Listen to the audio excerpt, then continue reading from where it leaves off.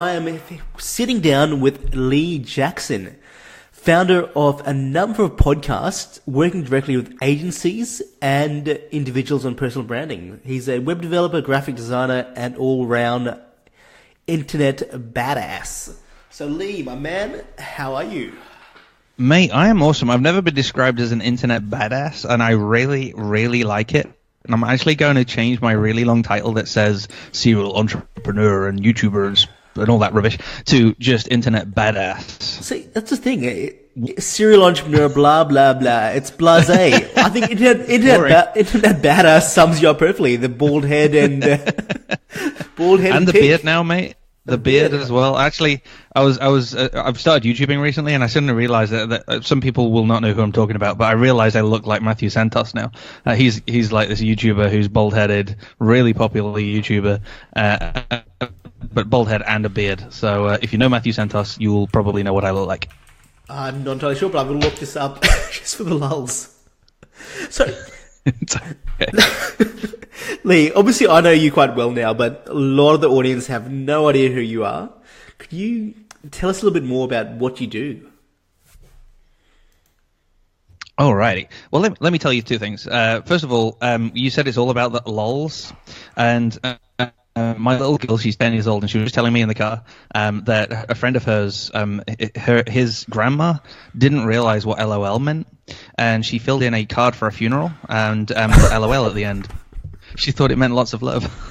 Oh, no. And I've been laughing about that for the rest of this evening. I just can't get that out of my head. It's like, sorry for the loss of your husband, LOL. Anyway, all right, okay. It's so funny. And my daughter just told me it's so straight-faced. I was just like, oh my gosh, this is the best night ever. But obviously, you know, rest in peace, Arthur, or whoever he was. Anyway, so I work... I work with agencies, so that's design agencies around the world, and the idea is they are freaking awesome at design, but they probably find the whole web build portion frustrating and time intensive, or they have third-party vendors or freelancers that do the development with them, and it kind of doesn't work. I personally come from a design background. I've run design agencies myself in the past, so I've launched my own business about 4 years ago, where all we do is become the digital department for design agencies around the world. So we build WordPress themes, and we consult on web projects, and we manage web projects all around the world for the agencies, so they can keep doing what they're good at, which is the design aspect, and we do what we're good at, which is the delivery. So that's what we do all the time. And then I've got a couple of other irons in the fire, because it's not a good idea to just have everything in one pot. Okay. That's me in a nutshell. Awesome. What I think I found very interesting about you mentioned this earlier in the pre-conversation with me, the way you built your business. How have you gone from not being in the industry to being everywhere? And what's that method been like for business development? Alrighty. There's two streams of business that we've got. The first of all is the good old-fashioned networking, and I got to admit, you know, when people start talking about funnels and all of these great online technologies to automate your workflow, etc., my brain just implodes, because for me, what still works is going out and hitting the road, getting breakfasts and getting slightly fat and meeting all of these random people that are not in your industry, but making great friends with those guys, and they end up introducing you to your target audience, which is freaking awesome. So we kind of had a lot of rapid growth for the first couple of years just through networking alone.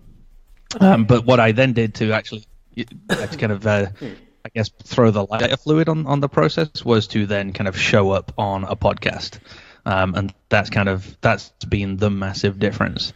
Getting my face out there, standing out from other web developers, because if you think about it, I bet you know, well, you are a web developer yourself, but I bet you also know hundreds of other web developers, and most people can probably think of at least one person who builds websites. So the only way that I felt like I could show up to stand out was to do something different, and that was create content, i.e. create a podcast for my target audience and be there in the same place every single week. And since then, I've kind of got addicted to content. So I am kind of everywhere right now, which is kind of cool and maybe kind of annoying for all my friends who don't care about WordPress or design. But anyway, they put up with it, and it literally has led to, you know, new opportunities every single week, which is awesome. That is awesome. So talk me through that. When you say networking, a lot of people do networking inverted commas, but what is it that you did differently that made it work for you? Cool. All right. Well, let me tell you the two methods I have. I've got two main companies that I network for. So the first one is Angle Crown, and what we do here is I will go out and I will explain to the room. You know, everyone has the 60 seconds that you stand up in, and you say what your business does. Yeah. So my pitch is quite literally, I tell people I'm looking for design agencies because I will be able to partner with them and build the websites that they design. And then I get everyone to look at their business card in front of them, and everyone looks down at their business card, and I'm like, do you know who designed your business card? And they're all like, yep, I want to meet that person. So instantly all the people in the room already know what I'm looking for. I'm looking for designers, and they already know at least one designer because I've just told them they already know one. And that's all I'll tell anyone about my business. I'll only ever talk about my business in that 60 seconds. And then for the rest of the time, I concentrate on making friends with the room and talking to them about their business. So asking them tons of questions, getting them to talk about themselves, and trying to avoid any questions about me, because I want them to essentially, I guess, know, like, and trust me in a way that they feel like I'm interested in them, because I am actually genuinely interested. I like making friends. For the other business, which is an events business, I'll go in the room and I'll say, okay, my name is Lee and I create software for event companies, and I am looking for event organizers. Have a think right now. Who has recently exhibited at an event or a conference? And show of hands. Okay, I want to meet that event organizer. And again, I've just put into the minds of a few of those people that it's Lee Jackson who's interested in events organizers, and a few of you in the room probably already know one. And that is it. Again, I'll only ever talk about it in the 60 seconds. The rest of the time, I not aggressively, but I guess it's aggressively, go after making friends with everyone, finding out about them, talking about sports or whatever, and not necessarily forcing people to come for dinner, but at least encouraging people to come around for dinner, and let's just all make friends and have a freaking great time, because networking the old-fashioned way, where people kind of sell to the room and do all that sort of stuff, is boring. I'm interested in making friends. I love that concept. Aggressive friendship. Well, if you don't, people are very blasé, because they turn up for networking, and in their brain they're thinking, oh, I'm just ticking under the box. I'm showing up to the breakfast. I'm doing my 60 seconds pitch, and I'm kind of mingling in the room and having a bit of coffee, and then I go home and I've done it. Whereas, for me, it is all about relationships. So if I can actually help these people build up a relationship with me, I can help them a hell of a lot more. And the flip side is they're going to want to help me at some point. So the more I know about them and the more we bond, the more I can put business their way. Brilliant. Okay, so I loved your pitch. Firstly, that's the business card idea. That's brilliant. I think if we could all develop something that gets people to think whilst you're with them, that's perfect. Yep. I guess the next question is, moving from there, obviously, you build those relationships. How do you stay top of mind for those people? I actually missed the question because the internet started crackling. That's Australian webs here, that's why.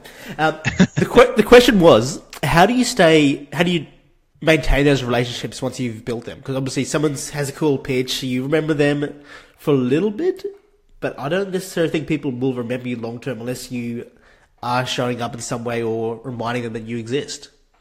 Yep. Okay, so there's three things that I need to do. The first thing is I need to keep showing up in the same place. So a lot of those people are all part of the same network, so I make sure that I'm still rocking up at least once a month to that network, and I'm making a beeline for the people. Another area then I make sure that I connect with them is on social media. So most people have Facebook. People used to say Facebook isn't for business. They were so wrong. Anyway, so I connect with everyone on Facebook. So I'm already then in their mind, I'm sharing content, and I'm making sure I'm keeping an eye on anything that they're sharing and talking about them and sharing their stuff. So if you look through my Facebook, you'll actually see I share other people's things, even if it's not relevant to me. But, I'm trying to help out. I'm trying to help a brother or a sister out, man. And then the other thing I do as well, because this is like an aggressive friendship, is I'll make sure I call a few people now and again as well. So we've got a CRM system, I've got a few reminders, and it's not creepy or anything, but I just make sure that I at least try and stay in people's mind or give people a call and just find out how they're doing.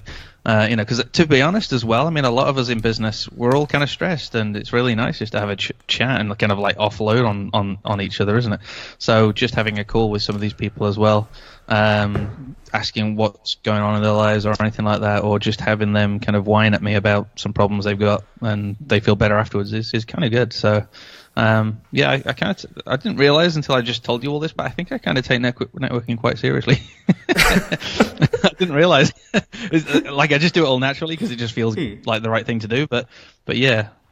Yeah, there you go. Maybe I got a problem. I think we should unpack your natural process. There we go. Okay, right. So let's now package this into a course. And I was just going to say that. Next program for the WB community is networking for dummies. Working for dummies. Oh my gosh! No, I've totally not nailed it. But what I do works for me, and I've got a small group of people that I'm like close friends with through the networking. But there's still a huge wider group of people in the networking arena that don't necessarily know me. Oh, I guess there is a fourth thing as well. I mean, in one of the network groups I'm a member of, because I'm a member of quite a few, they often do like a speaker slot. So I always make sure I'm volunteering for that as well, and try and provide something that's really super valuable. Like, you get 10 minutes to talk. So last time I talked about like the advantages of podcasting for your business and how to get started even if you don't think you can podcast. So like we nailed that in 10 minutes, and that was like so well received and got tons of emails about that afterwards. So just showing up and trying to add as much value as you can. Epic. So let's move on to the next topic of your business development, content. Sure. Content. All right. Content.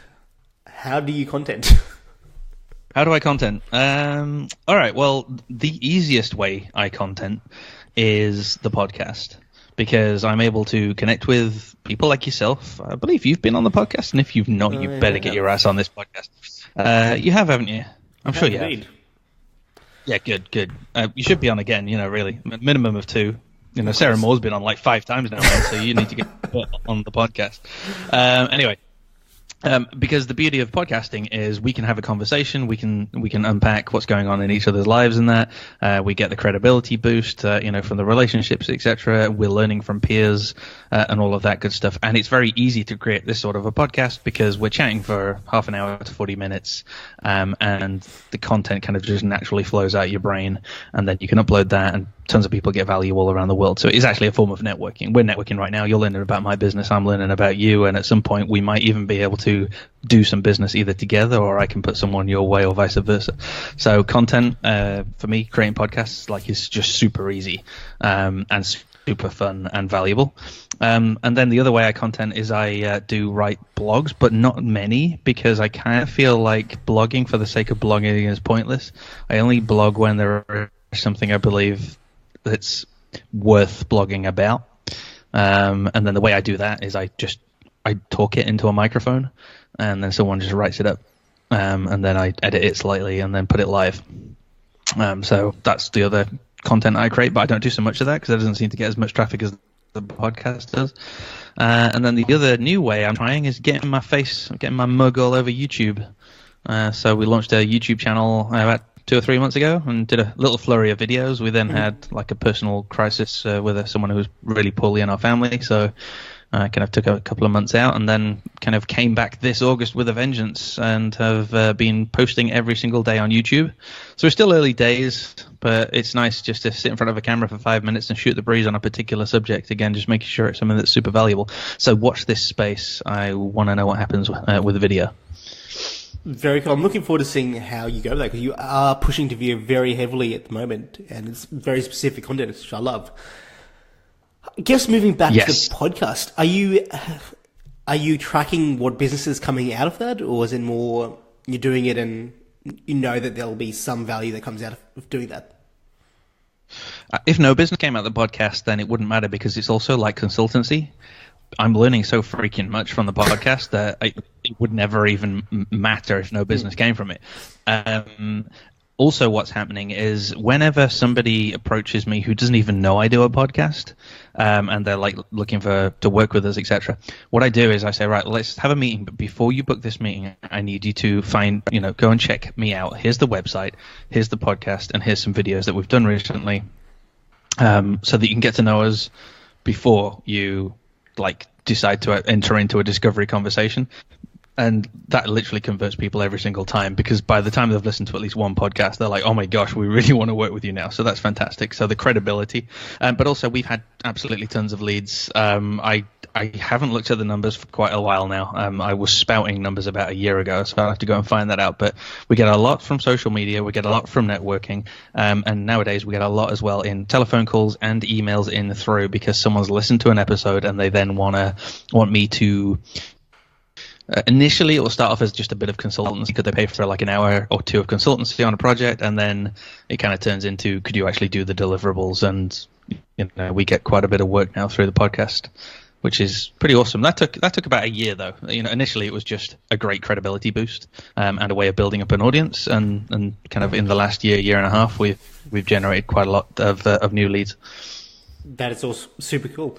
So it really has been like a credibility boost initially, but now that it's had some time in the market, people are starting to recognize that you're starting to get leads coming directly from the podcast, which is a nice surprise. It's definitely a happy surprise, and I wasn't actually expecting it, because I've never. The whole point of the podcast was never to do that. I guess for me, I kind of get frustrated with. WordPress is great. Some people who listen to this maybe don't use WordPress. WordPress is great, but some of the WordPress communities are quite cliquey. I don't know if that's a word that Australians understand over there. I don't know. I figured it was UK slang, but anyway, here, like everyone's in their own little group. Yeah, and it kind of frustrates me a little bit, and you kind of feel like you're not one of them or whatever it is. So I just wanted to create a community. That's what the WP Innovators was all about in the podcast. But yeah, this has then become a happy surprise. So by creating community and creating relationships and just providing tons of free value, I guess karma has come full circle, and there are rewards for doing that. Love it. Cool, mate. So that's really, really cool. So you got that happening. You got the podcast happening. It's all going great guns. And I guess what I'm hearing with you, everything you're doing is a long play. It's not, you're never going to see the immediate returns. But because you've got so much compounding value there, it's starting to come back to you. Exactly. And it was totally, everything we do is totally for the long play. Because like, doing YouTube videos now, I'm being way more strategic about YouTube than I ever was the podcast. The podcast really was to just create a community and see what benefits may come afterwards. And I'm now trying to get focused and actually doing real things with the podcast that could help drive more business. But with the YouTube channel, we are being super focused, and we realize again that's going to be a long play. We've only got like 120 something subscribers on YouTube. That's not very big, and we're only commanding about 50 to 100 views per video right now. We're brand spanking new, but I want to see where this goes. But also I'm aware that it's potentially going to take a year or two, just like the WP Innovator podcast did. So I guess the advantage is we do already have an audience on the podcast that we can keep pushing now towards the videos, which is I just did a whole load of advertisements for the podcast so that they could drive traffic over to the YouTube channel as well. I love it. All right, mate, that's really cool. So what are you doing over the next 90 days to grow the business, and what are you reading currently? Alrighty. I've read now about 800 times Vlog Like a Boss by Amy Schmittauer, because I'm obviously launched the YouTube channel and taking the amazing advice that she's got, for example, like creating content ideas, which is phenomenal because I use that for blogging or for the podcast as well. So I've been reading her book multiple times, I guess, just to get it in my brain, because I'm one of those people that kind of doesn't remember much. I remember like one line. I've got to go back and read the whole freaking chapter again, because halfway through I started thinking about something and realized I wasn't actually reading. So so still working on that book. What was the other question? Sorry, I was just kind of got off on that tangent about the book. Oh, what am I doing? Oh yeah, and then obviously what I'm doing is the YouTube channel. I'm doing vlog every day in August, so that's like a way of forcing myself in front of the camera so that I'm doing these videos and doing the subjects that I want to cover, etc. And we're also launching a brand new podcast as well, which is called The Walt Business Show, which is focused on Walt Disney and the Disney Company, and talking with people who are really passionate about Disney, and talking about stories and history, etc., but kind of learning as well the lessons from their past, their failures, Walt Disney's failures and successes, etc., and then seeing what we can apply in our businesses as well. So that's the whole idea. We've already recorded a whole load of shows. To connect with John Dwyer. Introduce me, please. Well, there's a guy by the name of John Dwyer. He's Gold Coast based. He works a lot with Disney and what are they? The WoW engineers or the Imagineers? Imagineers. Wow, the WoW engineers sound cool as well. That's cool. Yeah, so there's actually a section of Disney that facilitates these experiences called Imagineers. I think that's what they call themselves. That's right. But really, really fascinating stuff. How they take the entire experience to wow people through the whole Disney world and really welcome them into that experience. Awesome. I want to meet him. I'll connect you guys together and you can do some epic stuff in the Disneyland of Disney, I think. Well, that would be awesome. I mean, just so, like, if people are wondering why the hell is he doing a Disney podcast? Because it seems so unrelated to what I do, I guess. But the idea is the long play for me is not necessarily to become the guy who builds websites forever. I want to become a public speaker. I want to become, a brand in my own right. Lee Jackson, recognizable as a thought leader, as an industry speaker, etc. And the idea is that I'm creating content about things I'm super passionate about. So I am actually super passionate about websites. I'm super passionate about WordPress and marketing and all that side of thing. But I'm also a complete Disney freak. Like, I am like scarily Disney-fied. I cry in the Disney movies. I cry in the Disney fireworks. I know Walt Disney's history. Like, I could write a book on him. It's insane. So why the hell not make some other form of content about something I love that I can be super passionate about, which will also help grow a completely new audience. Because if you go ahead and look at things like YouTube and that, there's a guy who launched a Disney channel, like a Disney YouTube channel, like 3 months ago, and he's got 40,000 subscribers already, and all he's been doing is showing up 3 times a week, regurgitating news he's found on the internet. That's like 3 months, 40,000. Yeah, so I'm like, and I've had this idea for this podcast for like 4 years. I had this idea even before the WP Innovator podcast and never did anything with it. And I'm like, oh my gosh, the time is now. And it's something that I'm passionate about, and it's something that I can create a new audience with, and then again network with. So I've already had 3 guests that I've pre-recorded interviews for, and that's opened up the doors where they're introducing me to other people who are actually still in my industry. It's another way of networking, and there are now opportunities to speak with advertising agencies and all sorts of people that I would have never dreamed I was going to be able to speak to and potentially work with. So that's why I'm doing a seemingly random Disney podcast. Do what you love. Do what you love. Amen, brother. Follow your passion. Testify. Good stuff. All right, that's epic. What am I thinking of now? What else are you up to? What would the audience love to know about Lee Jackson? And actually, I know what they want to know. You've moved recently. You've skipped the seas and changed boundaries and gone to the crazy Americas. Why? Well, we've not done it permanently, but the idea is this. I mean, people will have hopefully heard of Tim Ferriss's book, The 4-Hour Work Week. And although I don't think I'll ever want to work 4 hours, that sounds really boring to me because I love doing what I do. It's like my job is a hobby.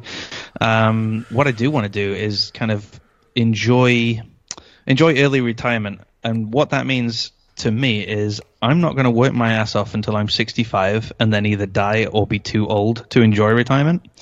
I want to enjoy mini retirements, meaning I want to try life in different countries and just do different things whilst I'm young and whilst the kids are young, etc.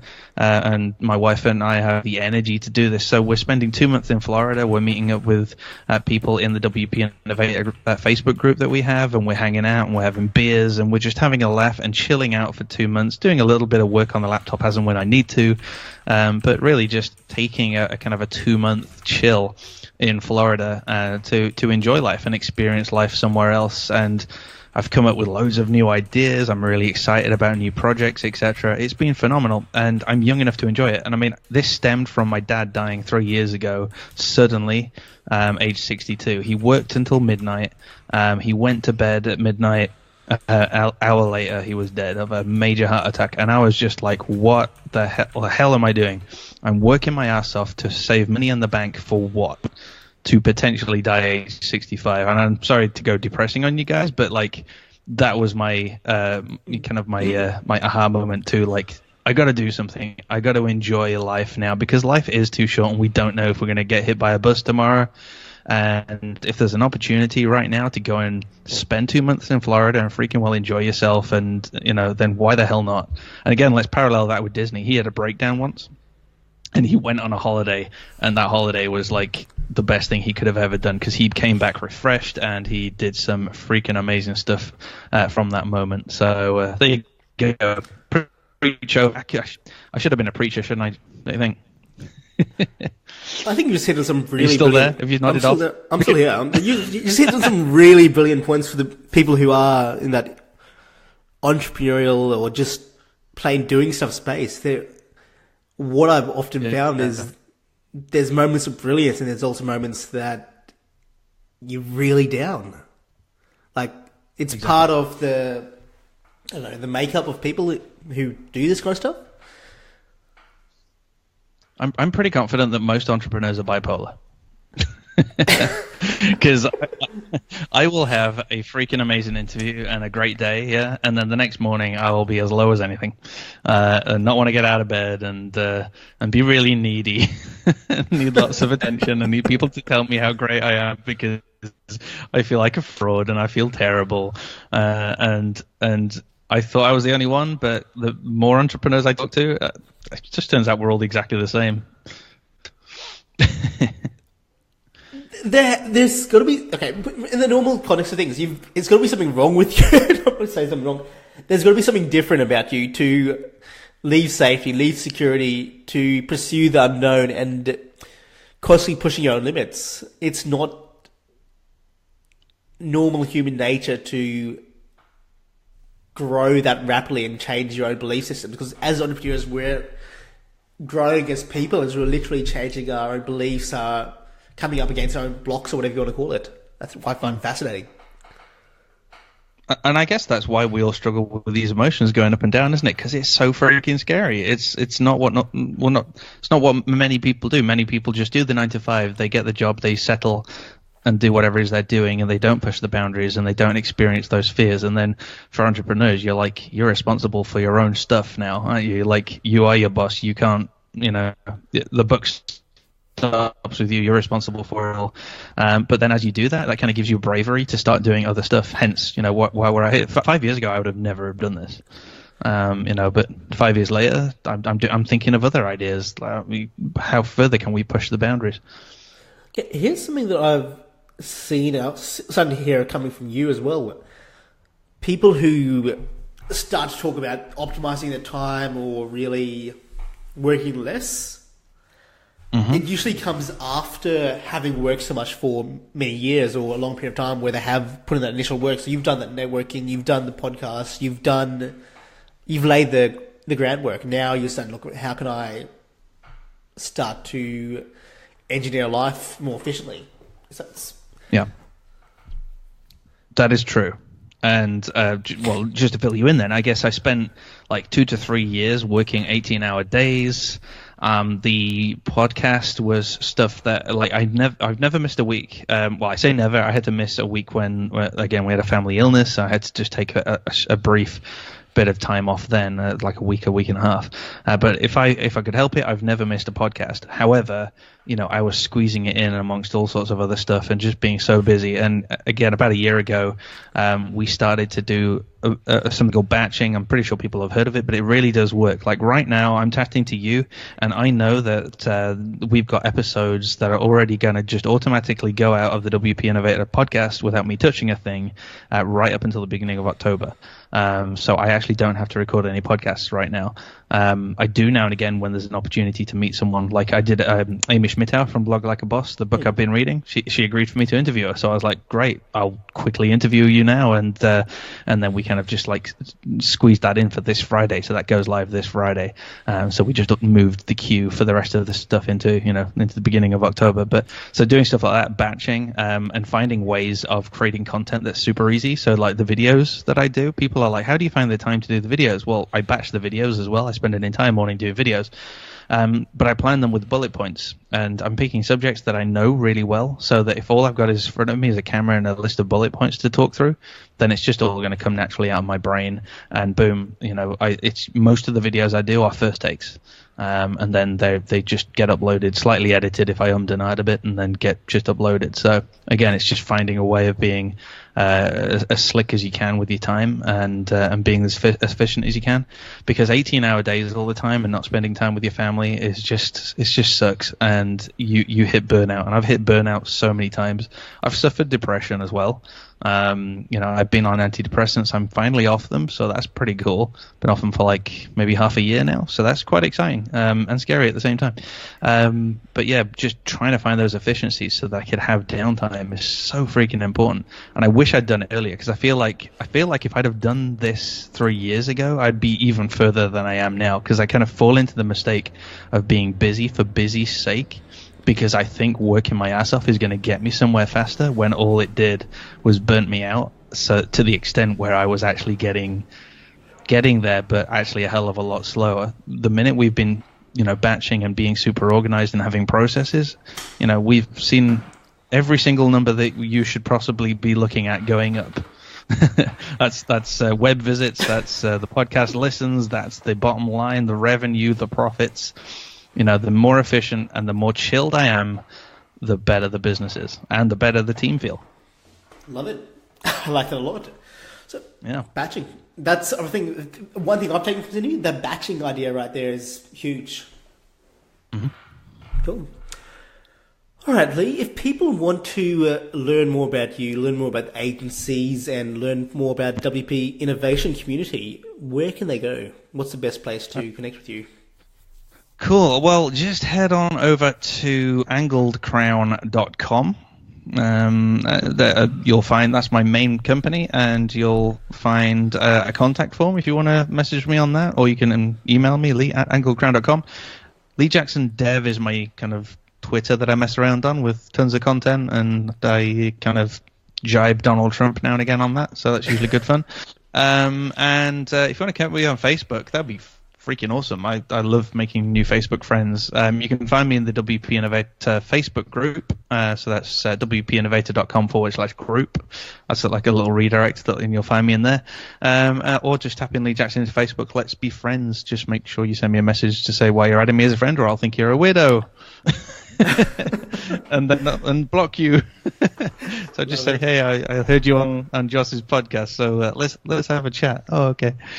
All right, mate. All right, guys, until next time, we'll see you on the next episode.